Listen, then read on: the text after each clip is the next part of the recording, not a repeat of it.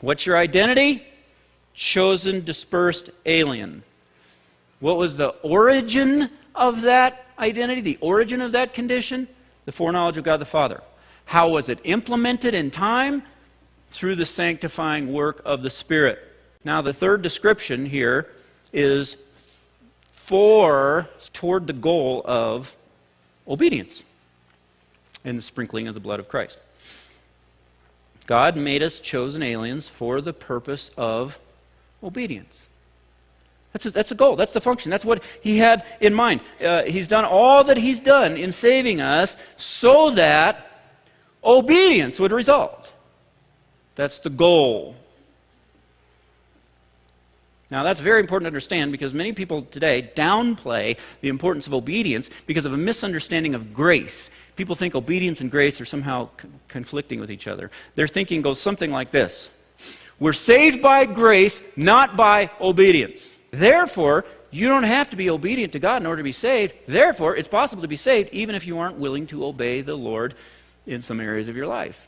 It's like saying, you don't get married by means of faithfulness, right? Faithfulness is not what makes you married. That's not what causes two people to become married. Therefore, it's not necessary to be faithful once you're married.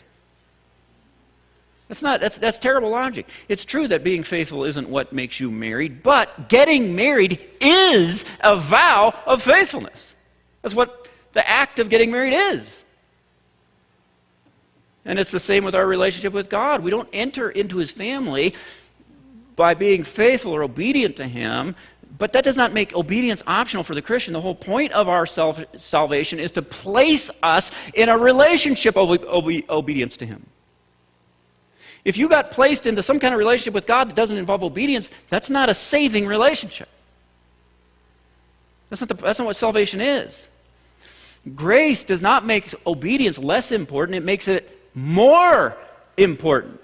If obedience were nothing but the way to get saved, if that were the means of salvation, if that's all obedience was, the way that you get in, then it would not be as big a deal as it is. Because the fact that obedience is God's goal in saving us, He saves us in order to make us obedient, elevates the importance of obedience. Because instead of the key that lets you in the door to the house, it's the house.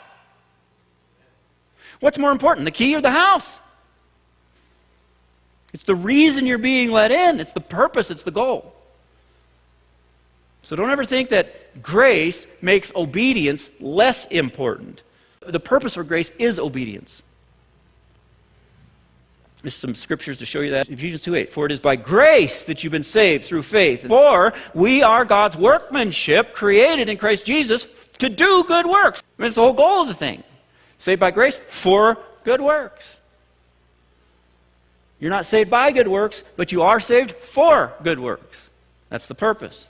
Titus 2:11, the grace of God that brings salvation has appeared to all men. Grace, here's this grace, verse 12. It teaches us to say no to ungodliness and worldly passions and to live self-controlled, upright, and godly lives in this present age. That's what grace does. God gave us the grace not to exempt us from saying no to sin and obedience and all that, but for the purpose of teaching us to say no to sin and to be obedient. He did all that because He wanted an obedient people for the Lord Jesus Christ. Keep reading here, verse 14 in Titus 2. Jesus Christ gave Himself for us to redeem us from all wickedness and to purify for Himself a people that are His very own, eager to do what is good. He sacrificed Himself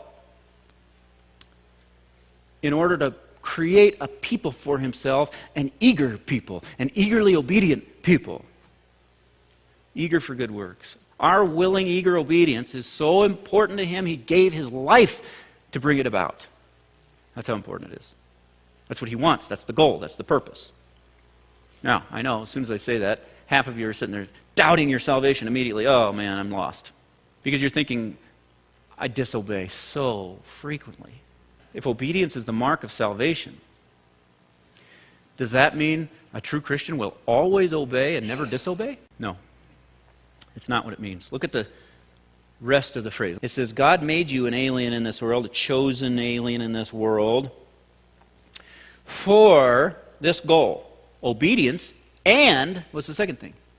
Sprinkling. Sprinkling by the blood of Jesus Christ.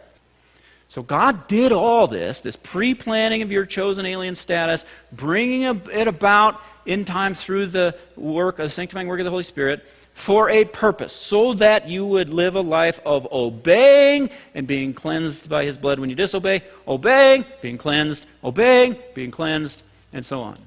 That's the passage. So what is your role in this world? Where do you fit?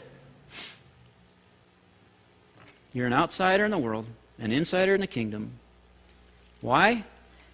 Because God wanted to give a priceless gift to his Son, and the gift is a willing, eager people. A people who are eagerly, willingly obeying the Lord Jesus Christ and honoring him. How did it come to pass? The whole Trinity rolled up their sleeves. Each person of the Godhead had a different role. It's all part of the brilliantly planned, flawlessly executed purpose designed to make us obedient and cleansed people for Christ.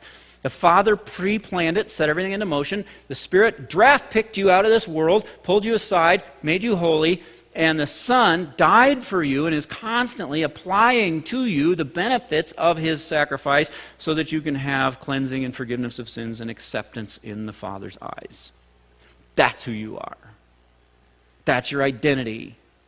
That's your place where you fit in the grand scheme of things. That's why you're an alien, scattered, chosen. And 1,000 problems in your life will be solved by having a greater understanding of that truth.